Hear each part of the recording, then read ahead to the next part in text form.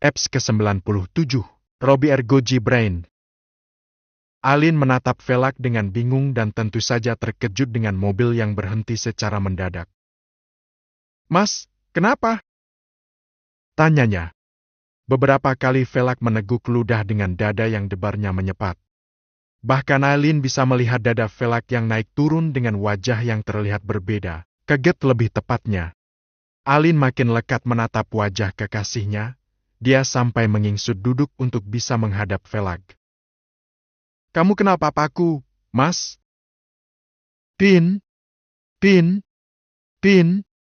Bunyi klakson dari belakang membuat Velak menghembuskan nafas panjang.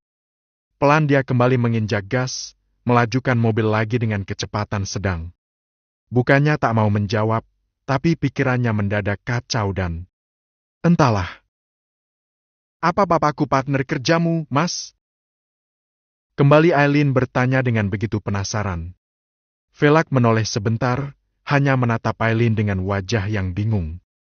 Sungguh dia sendiri nggak ngerti mau ngomong apa.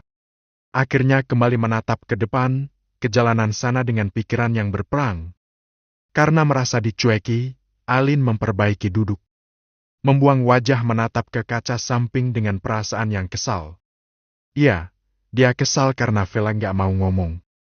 Lalu keadaan menjadi hening, tak ada satu pun yang memulai bicara. Tak lama mobil berhenti tepat di lobi gedung tinggi dengan nama BRIND yang terpampang jelas di halaman depannya. "Lin!" seru Velak, mencekal tangan Aileen tepat ketika kekasihnya hampir membuka pintu. Alin menghentikan gerakan tangannya, tak menoleh pun tak menjawab. Dia tetap diam dengan tatapan tertuju ke depan sana. "Ya, aku dan papamu pernah menjadi partner. Lebih tepatnya papamu adalah klien lamaku di pekerjaanku yang dulu." Tutur Velak setelah beberapa detik hanya diam. Alin mulai menoleh, menatap kekasihnya lekat. Wajah cantiknya terlihat masam. "Hanya itu?" Velak mengangguk ragu. "Tapi wajahmu bilang kalau nggak hanya itu, Mas." Cicit Aileen, tak percaya. Velak menarik nafas dalam dan mengalihkan tatapan. "Boleh aku ikut masuk denganmu?" Kedua mata Aileen mengerjap. Dia mencoba menebak. Dia yakin kalau memang ada yang Velak sembunyikan darinya. "Ayo!" putusnya. Velak memejamkan kedua mata, membiarkan Aileen keluar dari mobil lebih dulu. Setelah keadaan pikiran dan hati sedikit lebih terkontrol, dia membuka pintu dan turun. Menyerahkan kunci mobil ke satpam yang ada di depan gedung dan mengikuti langkah Aileen yang sudah melangkah melewati pintu depan. Ini masih jam kerja, jadi keadaan kantor masih ramai oleh karyawan. Beberapa mata menatap pada Aileen dan Velak yang jalan bersebelahan. Lalu saling bisik karena mengenal siapa Aileen. Sementara antara Velak dan Aileen tak ada obrolan sampai mereka memasuki lift dan melangkah menuju ke ruang kerja Papa Aileen. Velak mencekal lengan Aileen sebelum tangan Aileen mendorong pintu kaca buram di depannya. Aileen sedikit terkesiap, menoleh dan menatap bingung wajah Velak yang... Entah, dia sendiri nggak tahu. "Mas, kenapa lagi?" tanyanya, tak mengerti. Velak membuang nafas panjang melalui mulut. "Apa, papamu sudah tahu tentang hubungan kita?" Aileen mengangguk. "Aku sudah menceritakan ke papa kalau aku punya lelaki pilihan." Velak menoleh ke belakang, menatap sofa yang ada di dalam ruangan. "Aku tunggu di sini saja, ya?" Kedua alis Aileen sampai melengkung, dia semakin gak ngerti. Tadi Velak yang meminta ikut masuk ke sini, tapi sekarang, Aileen mengusap lengan Velak. "Aku mau masuk dulu." Velak mengangguk, menatap Aileen yang mendorong pintu dan melangkah masuk ke ruangan direktur utama perusahaan ini. Dia sendiri memilih menuju ke sofa dan mendudukkan diri di sana. Velak memejam dalam, menarik nafas dalam dan membuangnya kasar beberapa kali. Terlanjur jatuh hati, makanya dia percaya dengan pilihan hatinya tanpa mau mempermasalahkan latar belakang Aileen. Kenyataannya, Aileen yang mampu membangkitkan rasa di hati yang bertahun lama telah mati. sampai bayangan Davita itu menghilang dan tak lagi ada rasa sakit hatinya. Namun, kenyataan jika Aileen adalah anak Goji suami Davita membuatnya merasa dipukul tanpa persiapan. Berjuang? Tentu saja dia akan melakukannya. Yang membuat dia syok dan merasa linglung bukan karena keraguan akan Aileen, tetapi dia tidak mau berhubungan dengan Davita. Masih cinta? Cek kakak, bukan itu. Karena Velak adalah lelaki yang normal. Bohong kalau dia tidak sakit hati dengan perlakuan Davita selama bertahun ini. Dia memperjuangkan, tetapi yang diperjuangkan justru meninggalkan. Terus? Harus tetap memperjuangkannya? Oh, Velak bukan lelaki yang bodoh karena cinta. Untuk apa tetap memperjuangkan cinta yang tak mau diperjuangkan? Pernah ngerasain berjuang sendirian? Kalau belum pernah, jangan menjudge Velak.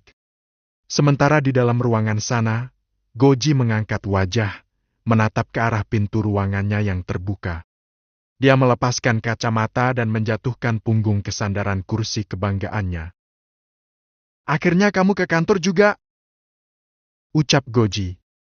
Aileen diam, berdiri tepat di depan meja papanya. Papa kenal sama Velak?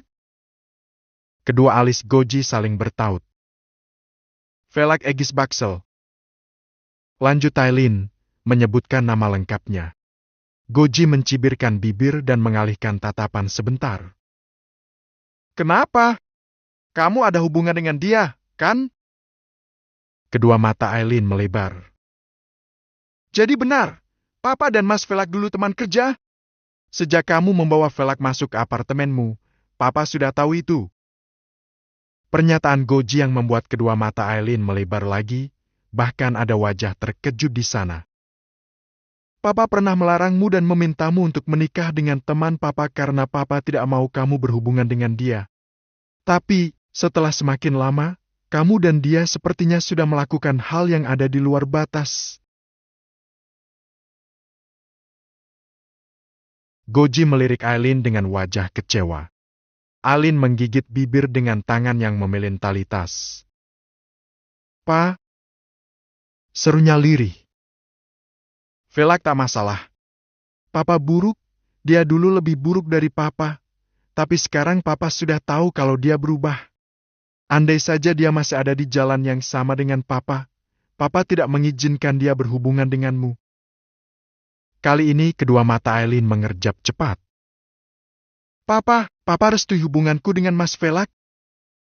Goji menipiskan bibir dengan anggukan samar. Refleks Aileen berhambur memeluk papanya. Makasih, Pa, Papa terbaik. Goji mengulas senyum yang tak terlihat, tangannya menepuk punggung Aileen pelan. Suruh dia menemui Papa. Ada yang ingin Papa bicarakan dengannya. Aileen melepaskan pelukan. Dia ada di luar, Pa.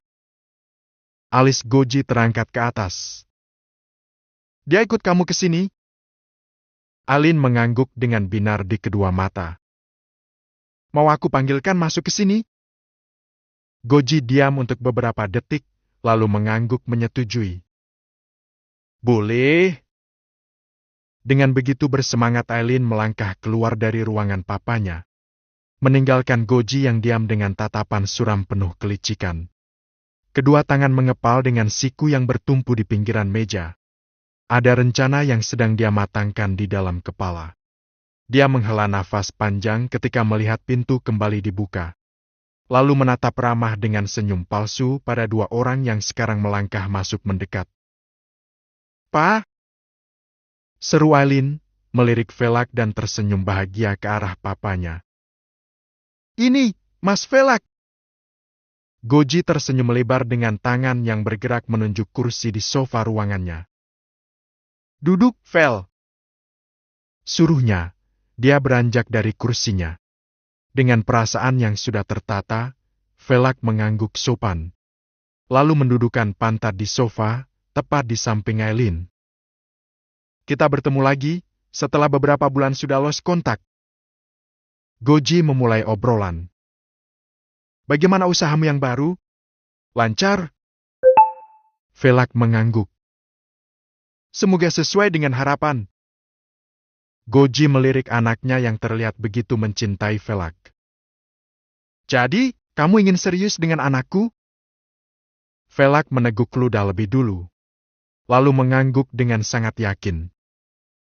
Saya ingin serius dengan Aileen, Bang. Dia memejamkan mata. Pak. Ulangnya, karena kebiasaannya yang lama. Goji tertawa kecil mendengar itu. Aileen menepuk lengan Velak. Kalian dulu sedekat itu? Tanyanya, mendengar panggilan Velak ke papanya. Iya, Lin, kita dulu sangat dekat. Goji yang menjawab. Kamu mau kopi atau teh?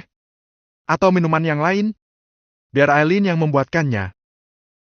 Ingin menolak, tetapi tatapan dari kedua mata Goji sudah mengisyaratkan sesuatu. Teh saja? Putus Velak. Aileen melepaskan tasnya. Aileen melepaskan tasnya. Papa kopi kan? Tanyanya. Lalu melangkah keluar dari ruangan papanya setelah melihat anggukan dari Goji. Seperginya Aileen, ruangan ber-AC ini menjadi terasa sumpek dan sesak. Goji dan Velak saling berperang tatapan dengan isyarat yang sudah terbaca. Aku sudah membiarkanmu meniduri anakku. Bahkan itu tak terhitung berapa kali. Dan aku akan izinkan kamu menikahinya. Goji memulai kalimatnya. Velak berusaha untuk tetap tenang dengan perasaan yang terasa ingin meledak. Dia paham siapa Goji. Aku persilakan kamu untuk memulai bisnis yang baru, tapi masuk dulu ke bisnisku yang baru mulai. Buat bisnisku menjadi besar seperti garis hitam lebih dulu. Lalu kamu bisa memiliki Aileen seutuhnya. Lanjut Goji, mengajukan syarat. Eps ke-98. Aku pulang, dijemput sama Om Dimar. Menekan tombol off di sisi kanan dan memasukkan ponsel itu ke dalam laci. Cakra kembali menatap lembar soal yang belum lama dibagikan oleh ketua kelas.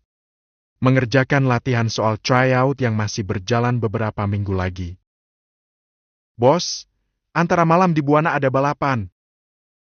Novan memberi info dengan sedikit berbisik. Siapa yang main? Cakra menanggapinya dengan tetap menatap kertas buram di depannya. Aldi lawan Zender. Kening Cakra berlipat.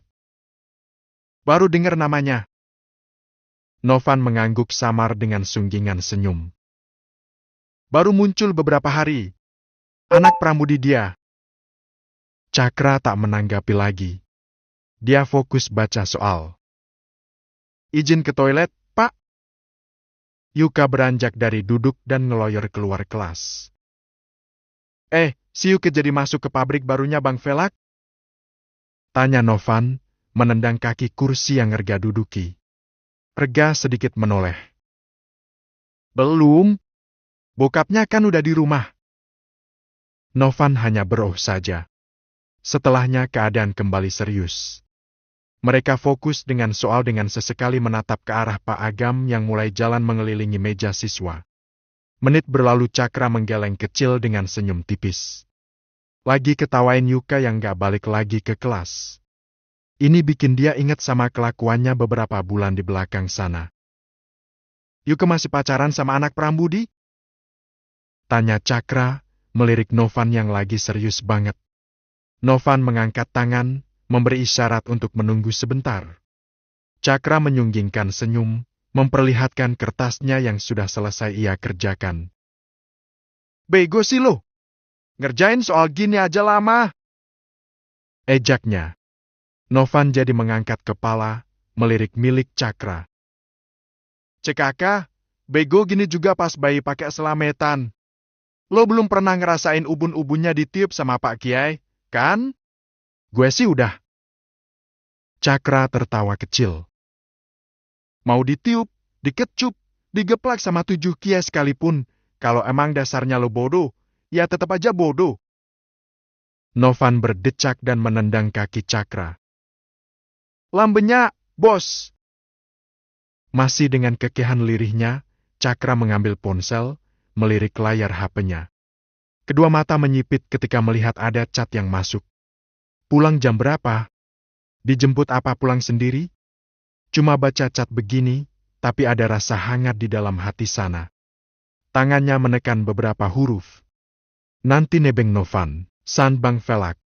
Melihat chatnya yang sudah centang dua, Cakra menaruh ponselnya lagi dan melirik Novan lagi. Entar nebeng ya? Novan melirik sebentar, lalu menganggukkan kepala. Cakra? Panggil Pak Agam di depan kelas. Kerjain soalnya, bukan malah ngobrol terus sama Novan. Dah selesai? Jawab Cakra santai. Pak Agam mengangkat tangan kiri, melihat jam tangan yang melingkar di sana. Bawa sini. Cakra menyelipkan bolpoinnya ke kuping, lalu beranjak berdiri dan melangkah ke depan dengan membawa lembar soal yang sudah ada jawabannya. Dengan sopan ala Cakra, dia menyerahkan lembar kertas buram itu ke Pak Agam. Kembali duduk tapi jangan ganggu temannya. Ujar Pak Agam sebelum Cakra kembali ke meja belakang sana. Tak menanggapi, Cakra melangkah ke deretan meja paling belakang. Sempat menjentik kening Erga ketika melewati temannya itu. Lalu menjentik pensil Novan. Cekaka, asu! Umpat Novan karena kertas soalnya jadi tercoret. Tetapi Novan tersenyum ketika melihat Cakra yang terkekeh, bukan marah seperti dulu. Kalau dulu, dengar ada yang ngumpatin, pasti langsung ngamuk, dan sekarang Cakra terlihat berbeda. Menunggu jam pulang yang masih beberapa menit lamanya, Cakra mengambil ponsel dan mengusap layarnya. Jarinya mengeklik aplikasi sosial media, scroll di sana melihat postingan orang-orang yang gila sama konten. Jarinya berhenti di sebuah postingan milik akunnya Meshal. Sebuah gambar nisan yang di sekelilingnya sudah ditumbuhi oleh rerumputan dengan tangan Meshal yang memegangi nisan itu. Terima kasih sudah membersamai langkahku sampai aku sedewasa sekarang ini, Nek. Aku merasa benar-benar sendirian setelah nenek pergi. Semoga aku bisa menjadi orang yang berguna dan berbesar hati seperti nenek. Miss you, my everything. Cakra menghela nafas panjang, mengingat ajakan Meshal untuk mengunjungi makam. Sepertinya akan terasa sangat tak tahu diri jika dia sama sekali tak pernah mengunjungi nenek. Nei, besok temenin ke makamnya nenek ya San Maihani. Kening Cakra berlipat, pelan kedua sudut bibir tertarik ke atas menciptakan senyum tipis. Dia baru menyadari kalau nama kontak milik istrinya sudah bukan lagi tanda pentung. Lebay! Umpatnya dalam kesendirian. Setelah mandi sore, Leta keluar dari kamar. Dia mengendus-ngendus ketika penciumannya merasakan aroma yang lain. Tatapannya tertuju ke arah dapur, karena wangi makanan ini berasal dari sana. Kedua mata melebar melihat Papa Velat yang berdiri di depan kompor memegang spatula. Lat! Sapa Velat ketika menyadari ada Leta di samping pantry. Papa bikin apa? Tanya Leta, melangkah mendekat dan melirik yang ada di atas taflan. Gak ngerti namanya sih, tapi Papa suka makan ikan gabus pakai kuah kuning begini. Velak menutup teflonnya. Leta tersenyum makin lebar. Ini pedas, Pa? Velak menganggukkan kepala. Rasanya pedas Asiam. Enak sih kalau menurut Papa. Cakra doyan gak ya? Sejauh aku kenal sih, dia makan apa aja doyan kok. Malah paling suka seafood. Aku ambil HP dulu. Velak tertawa kecil melihat Leta yang berlari meninggalkan dapur. Dia beralih ke Majicom, memeriksa nasi yang tadi dimasak sama Big Mina. Tak lama Leta masuk ke dapur lagi dan memotret masakan papanya yang masih ada di atas kompor. Mau kasih tahu ke Cakra? Tanya Velag. Leta mengangguk dengan wajah yang terlihat bahagia. Cakra pasti suka banget, Pa. Tentu saja ada yang menghangat juga di hati Velag. Tujuannya memasak adalah untuk melupakan semua masalah yang membuatnya pusing. Pertemuannya dengan Goji yang tak direncanakan tadi siang cukup mengganggu pikiran. Kalau dulu dia akan meluapkan dengan mengkonsumsi obat dan nyari masalah di jalanan, kali ini dia mencoba hal yang baru. 10 menit lagi, matiin kompornya ya, Lat. Papa mau ngerokok di luar. Leta mengangguk patuh, mendudukkan diri di kursi dan mengikuti langkah kaki papanya yang meninggalkan dapur. Serius, itu papa masak buat aku? Leta tersenyum membaca cat balasan dari Cakra. Jarinya segera menekan beberapa huruf untuk membalas cat dari suaminya. Iya, iye. Makanya ngerjain soalnya yang bener. Papa udah baik banget loh, masakin ini. San Cakrawala. Leta melirik ke ruang tengah yang memang bisa dilihat dari dapur. Di sana Velak keluar dari kamar dan melangkah menuju ke samping rumah, tempat biasa untuk duduk santai. Tak memusingkan itu, dia memilih beranjak dan membuka tutup taflen, memeriksa masakan. Sementara di teras samping sana Velak mulai menghisap rokoknya yang baru saja ia bakar. Lalu kepulan asap keluar dari mulut dan hidungnya dengan sangat pelan, terlihat menikmati camilannya ini. Velak mendudukkan pantat di kursi yang terbuat dari rotan, menghela nafas dengan kepala yang ia sandarkan ke dinding kaca belakangnya. Bayangan wajah Goji masih terlintas di kepalanya.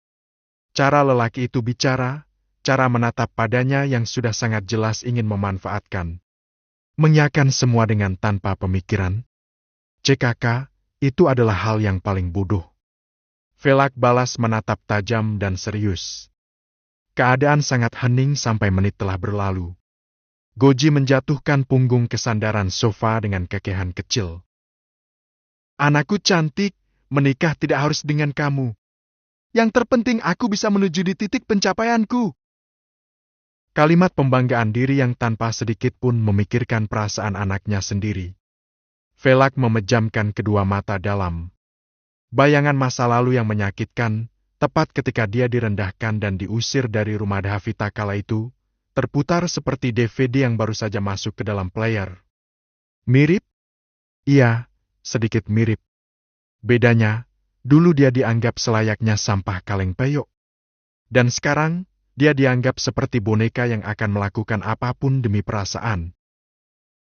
CKK. Decak Velak setelah lama hanya diam. Kupikir kamu adalah manusia, ternyata melebihi iblis. Goji tertawa kecil. Aku tidak suka munafik, karena di dunia ini semua butuh uang. Dan kedudukan kita menentukan siapa kita di mata dunia. Velak menganggukkan kepala. Baiklah, bagaimana jika aku diskusikan dulu ke Aileen? Kedua mata Goji menyipit dengan wajah yang tak setuju. Bukankah dia wajib tahu? Aileen yang baru melangkah masuk ke ruangan menatap Papa dan Velak bergantian. Dia menaruh nampan di atas meja dan duduk di tempat semula. Tanya apa, Mas? Velak meraih tangan Aileen, membawanya dalam genggaman. Kamu tahu aku mencintaimu dan kita sudah berjanji akan melewati rintangan bersama. Di depan masih ada banyak waktu. Aku benar-benar serius ingin menikahimu, walau belum bisa di waktu dekat ini. Tetapi, nanti aku akan jelaskan di telepon. Velak beralih menatap Goji yang menatap kesal padanya. Papamu adalah orang yang sangat baik. Dulu dan sekarang, dia tetap baik, belum berubah. Aileen mengerutkan kening. Ia yang Velak katakan adalah pujian, tetapi dia bukan wanita yang tak peka, dia merasa ada yang janggal. Pa? Panggilan dari arah pintu membuat lamunan Velak buyar. Lelaki tampan yang masih pakai seragam sekolah melangkah mendekat, mengambil duduk tepat di kursi sebelah Velak dengan senyum yang mengembang. Velak sampai menaikkan satu alis karena heran. Cakra membuka tas, lalu mengeluarkan lembar kertas buram dari dalam tasnya. Nih, ucap Cakra, menyerahkan kertas yang dilipat itu ke Velak. Velak menerimanya, membuka kertas itu. Terlihat jelas angka 100 yang ada di pojok atas sebagai nilai latihan soal matematika. Velak tersenyum lebar, menepuk bahu anak gantengnya. Pertahankan sampai ujian akhir besok. Velak menatap anaknya yang sekarang mengangguk dengan sangat yakin. Lihat nilaiku, Papa seneng, enggak? Tanyanya, mirip banget seperti anak kecil. Velak langsung tertawa geli, tapi tetap menganggukkan kepala dan langsung meraih tubuh Cakra. Iya, Papa seneng banget kamu sudah mulai berubah menjadi lebih baik. Tanpa ragu Cakra membalas pelukan itu. Aku akan berusaha, Pa. Velak melepaskan pelukan dan mengembalikan kertas buram itu. Papa tadi masak ikan gabus. Kamu. Aku suka, Pa, ayo makan. Cakra menyahut cepat karena sudah tahu apa yang akan Velak katakan. Ya udah, ayo makan. Velak mematikan rokoknya, melangkah lebih dulu. Lalu tertawa kecil saat melihat Cakra yang memegang kedua bahunya, mirip seperti anak PAUD pada mainan kereta api. Cakra mengikuti jejak kaki Velak. Jujur belum